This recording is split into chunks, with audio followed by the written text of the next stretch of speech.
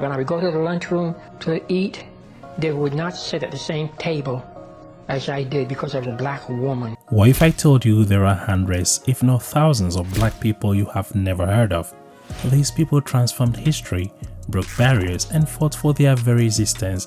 But years after they are gone, nobody knows who they were or their immense contributions to the world. In today's video, we celebrate these unsung heroes of black history.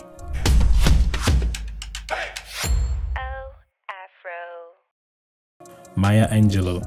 Maya Angelou lived a remarkable life, but her childhood was marked by many unfortunate events. Born in 1928, Maya had a tough childhood. After her parents split, she was sent to live with her grandmother. When she returned to live with her mother, she was sexually abused by her mother's boyfriend. And I was raped. By whom? By my mother's then boyfriend. Her abuser was later found beaten to death. The once talkative girl silenced herself for nearly 5 years, believing that her voice had killed her abuser because she was the one who identified the man to her family.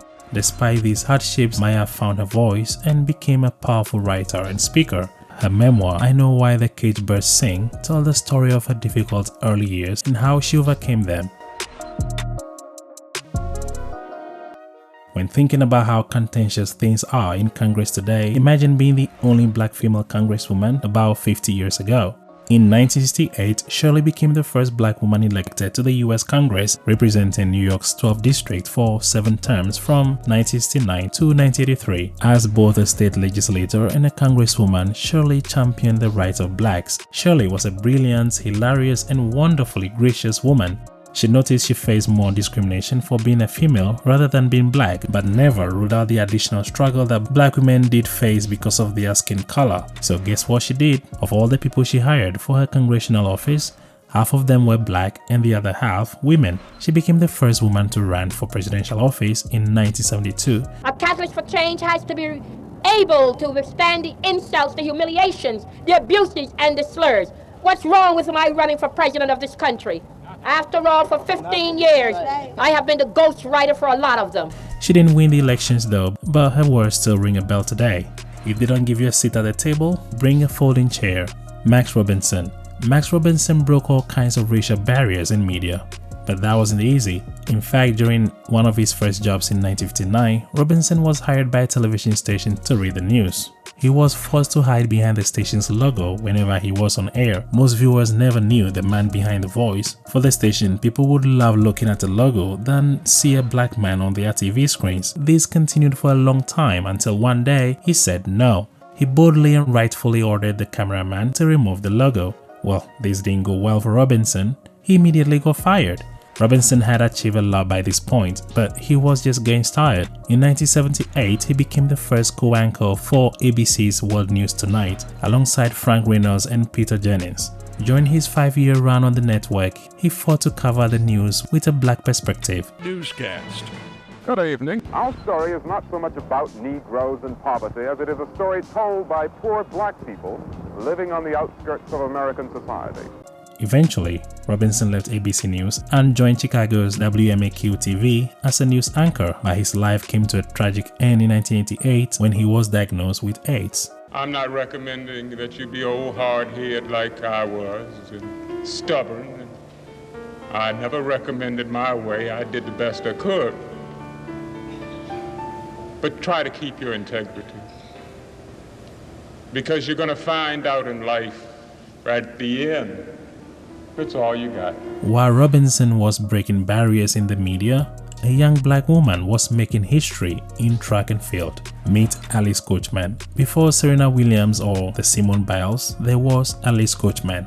She became the first black woman from any country to win an Olympic gold medal, but that was way back in 1948. As the story goes for so many black people, she had to fight tooth and nail to reach this historical feat. Born in the epicenter of segregation, Georgia, she faced racism and was repeatedly denied the opportunity to train for or compete in organized sports events. Her next move was a shocker. She improvised by running barefoot on dirt roads and using sticks and ropes to practice the high jump. Eventually, she caught the attention of a well-known historically black school, Tuskegee Institute, now known as Tuskegee University. Here, she broke records left, right, and center. In 1939, when I came to Tuskegee, I joined the Tuskegee girls and their coaches. We went to Waterbury, Connecticut. And this is when I enter into that national AAU. But her Olympic dreams were temporarily put on hold due to the outbreak of World War II, and it would be a few years before she was able to compete. But when she didn't disappoint. Listen to this. Coachman went on to win 25 national titles, most of them in the high jump, where she won 10 consecutive titles from 1939 to 1948. She was also a fine sprinter, winning both the indoor and outdoor 50-meter dash from 1943 to 1947. Just as Coachman's determination propelled her to greatness, another extraordinary woman was making history in the skies. Meet Bessie Coleman. Bessie Coleman may have flown under the radar compared to her fellow aviation contemporaries, but she certainly made history. In 1921, she became the first American woman to earn her pilot's license. Yeah, it was a whole 2 years before Amelia Earhart did. Coleman was inspired to become a pilot after hearing her brother's stories from his time in France during World War I, but she had to move to France to pursue her dream because no American schools, which only accepted white men at the time, talk less of her being black, would accept her. She completed flight school in France and then moved back to the US, where she quickly gained a reputation for her air tricks, earning her the nickname Brave Bessie. Sadly, her life was cut short at just 34 due to a crash of her test flight gone wrong, but her legacy lives on. Gordon Parks. Considered a modern-day Renaissance man, Gordon Parks was truly a man of many talents. He got his start as a groundbreaking photographer, documenting the brutal realities of being black in America and the fight for equal rights throughout the 1960s. This included capturing some of the most high-profile leaders of the time, like Malcolm X. In 1969, he became the first black American to direct a major Hollywood film, The Learning Tree, but he is probably best known for directing the 1971 action film Shaft. Grossing $12 million at the time, the movie became a major box office hit and had a huge cultural impact for challenging racial stereotypes in its portrayal of a black detective who brings white criminals to justice. Gordon Parks' story is just as remarkable as that of Claudette Colvin. A 15-year-old student at the time, Claudette Colvin ignited the flames of the Montgomery bus boycott 9 months before Rosa Parks' arrest. In 1955, she refused to surrender her seat to a white man on a crowded bus, a defiant act that challenged Jim Crow laws at the time. Down on one shoulder, and Sojourner Truth hands were holding me down on another shoulder. And I was glued to the seat, and I could hear the white passioners saying, "She gotta move, she gotta move, that's the law, she gotta move." And I felt like this is my time to take a stand for justice. Although Rosa Parks' case became the symbol of the movement, Colvin's courage paved the way, showcasing the everyday heroism of ordinary people fighting for racial equality. Her story reminds us that the fight for justice often begins with the quiet acts of defiance. Which of these incredible people have you heard of? Leave us a comment down there, do share with a friend on Facebook, WhatsApp and X. As usual, I'm your host Murphy, and I'll catch you on the next one. Stay safe. Peace.